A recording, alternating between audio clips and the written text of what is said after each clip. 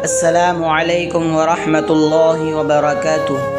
میرے عزیز بھائیوں اور بہنوں، آج ہم قرآن مجید کی ایک بہت ہی عظیم، مبارک اور ایمان کو مضبوط کرنے والی سورہ کے بارے میں بات کریں گے۔ وہ ہے سورہ الملک۔ یہ قرآن مجید کی 67ویں سورہ ہے جس میں 30 آیتیں ہیں۔ اس مبارک سورہ کی شروعات ان الفاظ سے ہوتی ہے: تبارک الذی بیدہ الملک، جس کا مطلب ہے بہت برکت والی ہے وہ ذات جس کے ہاتھ میں پوری بادشاہت ہے۔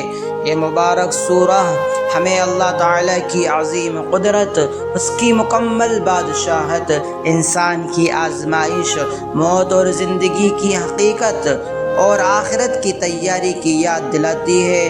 جب انسان اس سورہ کو غور سے پڑھتا ہے، اس کے معانی سمجھنے کی کوشش کرتا ہے اور اس پر تدبر کرتا ہے، تو اسے احساس ہوتا ہے کہ اس پوری کائنات کا حقیقی مالک صرف اور صرف اللہ تعالیٰ ہے، اور ایک دن ہم سب کو اسی کے سامنے اپنے اعمال کا حساب دینے کے لیے حاضر ہونا ہے۔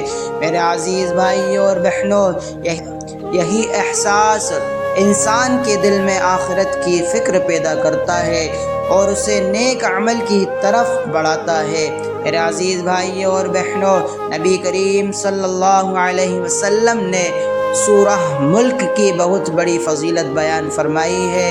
حضرت ابو ہریرہ رضی اللہ عنہ سے روایت ہے کہ رسول اللہ صلی اللہ علیہ وسلم نے فرمایا، قرآن میں 30 آیتوں والی ایک سورہ ایسی ہے جس نے اپنے پڑھنے والے کے حق میں سفارش کی یہاں تک کہ اسے بخش دیا گیا۔ وہ سورہ ہے تبارک الذی بیدہ الملک۔ اس لیے ہمیں اس مبارک سورہ کی تلاوت کو اپنی زندگی کا حصہ بنانا چاہیے۔ اسی طرح احادیث میں رات کے وقت سورہ ملک کی تلاوت کی بھی ترغیب دی گئی ہے۔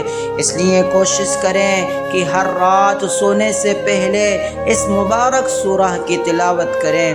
صرف تلاوت ہی نہیں بلکہ اس کے معانی پر بھی غور کریں اور اس کے پیغام کے مطابق اپنی زندگی گزارنے کی کوشش کریں۔ میرے پیارے بھائیوں اور بہنوں، قرآن مجید کی ہر سورہ ہدایت، رحمت اور نور ہے۔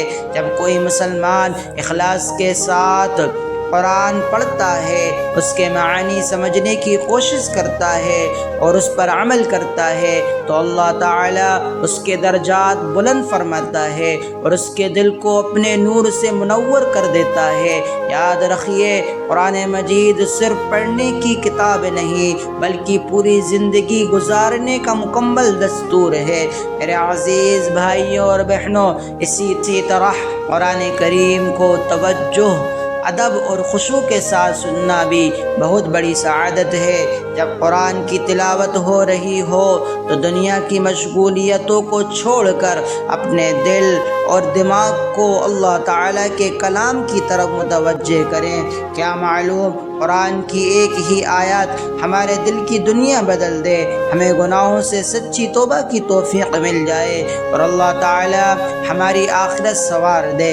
میرے عزیز بھائیوں اور بہنوں، آخر میں آپ سب سے ایک گزارش ہے، اگر آپ نے ابھی تک میرے چینل حافظ ایس کے سائل خان پر موجود سورہ ملک کی مکمل تلاوت نہیں سنی ہے تو ضرور سنیے۔ انشاءاللہ تجوید، خشوع اور محبت کے ساتھ کی گئی تلاوت آپ کے دل کو سکون پہنچائے گی اور آپ کو قرآن کریم سے اور زیادہ محبت عطا کرے گی۔